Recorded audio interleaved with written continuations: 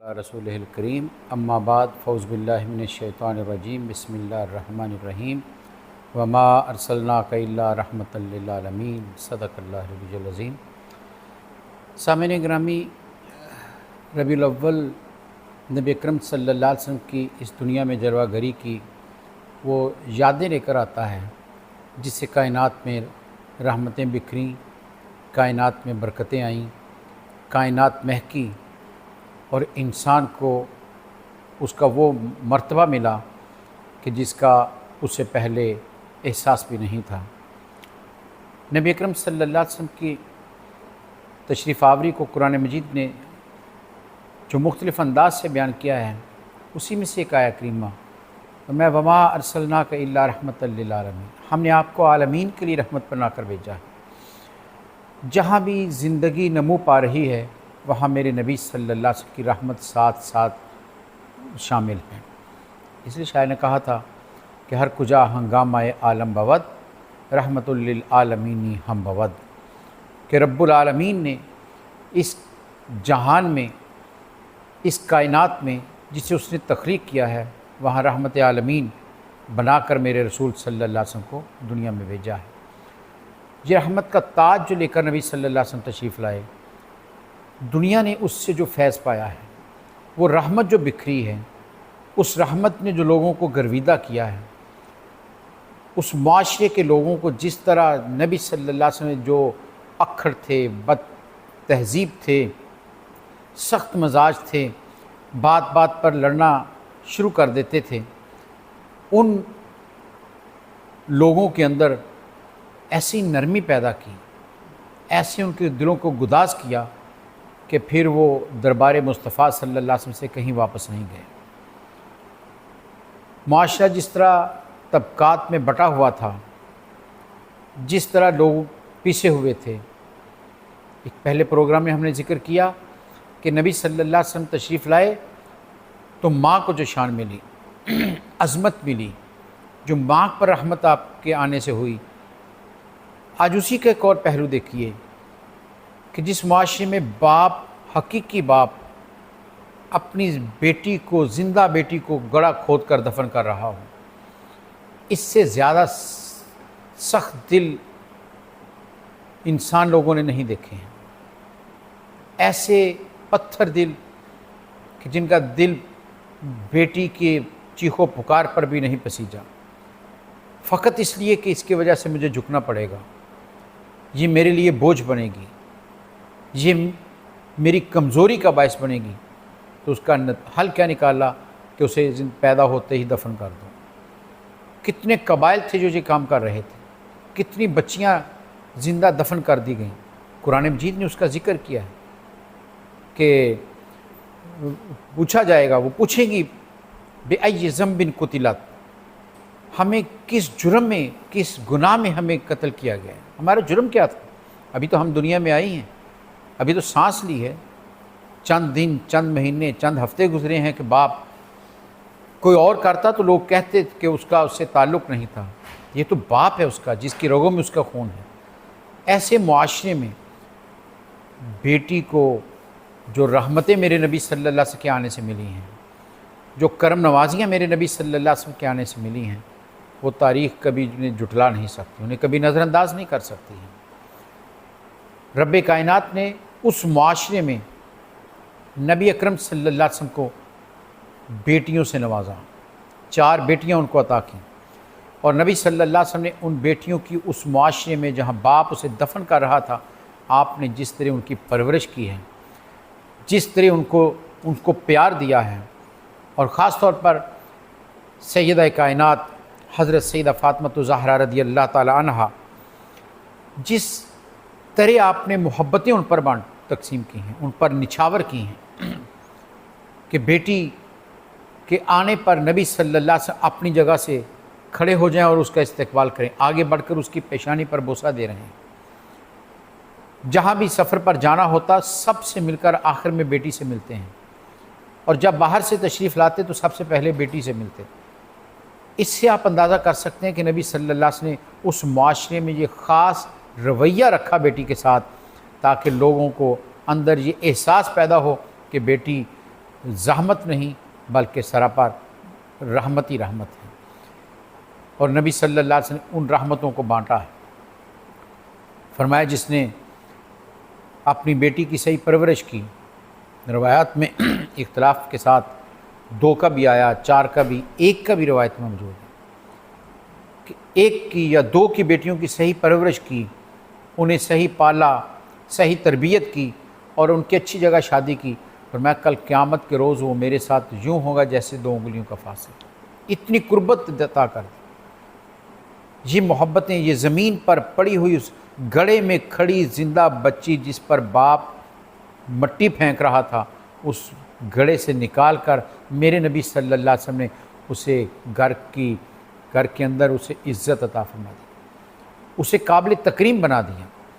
کائنات کا سب سے بڑا وجود جس کے آنے پر دنیا کھڑی ہوتی تھی استقبال پر، جن کے آنے پر لوگ ان کا استقبال خوش دلی سے کرتے تھے، آگے بڑھ کر بوسہ لیتے تھے، وہ نبی مکرم صلی اللہ علیہ وسلم بیٹی کے آنے پر قدم بڑھا کر اس کی پیشانی کو بوسہ دے کر دنیا کو یہ پیغام دے رہے ہیں کہ لوگوں، یہ وجود قابل نفرت نہیں ہے، یہ تو وہ وجود ہے جس کے لیے نبی اکرم صلی اللہ علیہ وسلم جو محبتیں، رحمتیں بکھیر رہے ہیں۔ کس جگہ پر آپ کی رحمت نہیں؟ غلاموں پر دیکھا جائے، جنہیں جانوروں کی طرح منڈیاں لگا کر خریدا جاتا تھا، جن کے کوئی حقوق نہیں تھے، مالک جو چاہے اس کے ساتھ سلوک کرے، کوئی قانون، کوئی ضابطہ، کوئی دستور اسے روکنے والا نہیں تھا کہ وہ زر خرید ہے، وہ ہاتھ کاٹ دے، کھانے کو دے، 2 دن بھوکا رکھے، دھوپ میں کھڑا رکھے، کوئی اس کو پوچھنے والا نہیں تھا۔ ایسے پسے ہوئے طبقے کو میرے نبی صلی اللہ علیہ وسلم نے جب اپنے سینے سے لگایا، رحمت ان پر نچھاور کی ہے، تو پھر مقام اور مرتبہ کیا دیا اس غلام کو کہ جسے معاشرے میں لوگ اپنے برابر نہیں بیٹھنے دیتے تھے، جس کو مکہ کی گلیوں میں گھسیٹا جاتا تھا۔ میرے نبی صلی اللہ علیہ وسلم اس بلال حبشی، سیدنا بلال حبشی رضی اللہ تعالیٰ عنہ کو فتح مکہ کے موقع پر کعبے کی چھت پر کھڑا کر کے پیغام یہ دیا۔ سارے قریش مکے کے سامنے کھڑے تھے، جنہوں نے بلال کو مکے کی گلیوں میں گھسیٹا تھا، مار پڑتے دیکھی تھی، جنہیں وہ اپنے برابر نہیں آنے دیتے تھے، جنہیں خوراک نہیں دیتے تھے۔ میرے نبی صلی اللہ علیہ وسلم کہتے ہیں یہی ایک اذان واحد ہے جو کعبے کی چھت پر ہوئی ہے، اور یہ ارادت نبی صلی اللہ علیہ وسلم نے کی ہے تاکہ دنیا کو پتہ چل جائے کہ اب وہ رسول رحمت آ گئے ہیں کہ اے پسے ہوئے طبقے کے لوگوں، پریشان نہ ہونا، تمہیں تو وہ شان عطا کی ہے کہ کعبے کی چھت پر کھڑا کر کے سارے قریش نیچے کھڑے ہیں۔ بتانا یہ مقصود تھا کہ رحمت عالمین صلی اللہ علیہ وسلم کی رحمت سے جو فیض یاب ہوتا ہے اسے مقام اور مرتبہ کتنا بلند ملتا ہے۔ ایک ایک طبقے کو نبی صلی اللہ علیہ وسلم رحمتوں سے مالا مال کیا۔ یہ آپ کی رحمتیں ہیں جو ساری طرف پھیلی ہوئی ہیں۔ خاندان کے افراد کو، عزیز و اقارب کو، دوست احباب کو کس محبت کے ساتھ نبی صلی اللہ علیہ وسلم، کس پیار کے ساتھ، کس نرم لہجے کے ساتھ ان سے ملتے ہیں۔ اور جب طائف کی سرزمین پر نبی صلی اللہ علیہ وسلم تشریف لے گئے، طائف والوں نے آپ کا انکار کیا۔ صرف انکار ہی نہیں کیا بلکہ ان سرداروں نے آپ کے پیچھے بستی کے آوارہ نوجوانوں کو لگا دیا جو آپ پر آوازیں بھی کستے ہیں، پتھر بھی پھینکتے ہیں۔ حضرت زید کہتے ہیں اتنا لہو بہا نبی صلی اللہ علیہ وسلم کا کہ ایک جگہ درخت کے سائے میں بیٹھ کر میں نے کہا یا رسول اللہ صلی اللہ علیہ وسلم جہاں آرام کر لیجئے، آپ تشریف فرما ہوئے، میں نے نالین مبارک اتارنا چاہا تو خون رس رس کر پاؤں میں وہ جوتا جڑ چکا تھا، جم چکا تھا۔ یہ کیفیات ہیں۔ اور روایت کہتی ہے، حدیث کہتی ہے کہ اللہ تعالیٰ نے جبریل امین کو بھیجا کہ جاؤ میرے حبیب کے پاس اور ان سے کہو کہ اللہ تعالیٰ نے اس بستی کے لوگوں کا جواب سن لیا ہے، اور انہیں جا کر یہ فرمان اللہ کا دیجئے کہ یہ پہاڑوں کا فرشتہ ساتھ لے کر جاؤ کہ یا رسول اللہ صلی اللہ علیہ وسلم اگر آپ اجازت دیں تو یہ فرشتہ، یہ بستی جو 2 پہاڑوں کے درمیان آباد ہے، یہ پہاڑ ان پر اٹھا کر اس بستی کا نام و نشان مٹا دیں۔ انبیاء کرام نے دعائیں کی ہیں، ہاتھ اٹھے ہیں انبیاء کرام کے، قومیں تباہ ہوئی ہیں، عذاب آئے ہیں ان پر، جب نبی کی تکذیب کی گئی، ظلم کیے گئے، تو جب نبی نے ہاتھ اٹھائے تو قوموں کو اللہ نے چھوڑا نہیں، بس ان کے نام و نشان مٹا دیے ہیں۔ کھڑا ہے فرشتہ سامنے، جبریل کہہ رہے یا رسول اللہ صلی اللہ علیہ وسلم اللہ تعالیٰ نے اس کو اختیار دیا، اس کو حکم دیا کہ جو چاہیں آپ حکم دیجیے، آپ کے حکم کو مانے گا۔ تو نبی صلی اللہ علیہ وسلم نے کیا جواب دیا؟ ذرا سوچئے آپ، ہم نبی صلی اللہ علیہ وسلم کا میلاد منا رہے ہیں، آپ کی آمد کے تذکرے کر رہے ہیں، آپ کی آمد پر آپ کی سیرت کے واقعات بیان کرتے ہیں، گھر بار کو سجا رہے ہیں، یقیناً یہ آپ کے آنے کی خوشی کا اظہار ہے، لیکن آپ کے اس عمل کو بھی ذہن میں رکھیے گا۔ جسم لہو لہان ہے، بستی والے بیٹھنے نہیں دیتے، روایت کہتی کہیں بیٹھنا چاہتے تو بازو سے پکڑ کر کھڑا کر دیا جاتا۔ اس سنگ دل معاشرے کو، اس پتھر برسانے والی قوم کے لیے پہاڑوں کا فرشتہ اجازت مانگ رہا ہے، اور نبی صلی اللہ علیہ وسلم کیا جواب دے رہے ہیں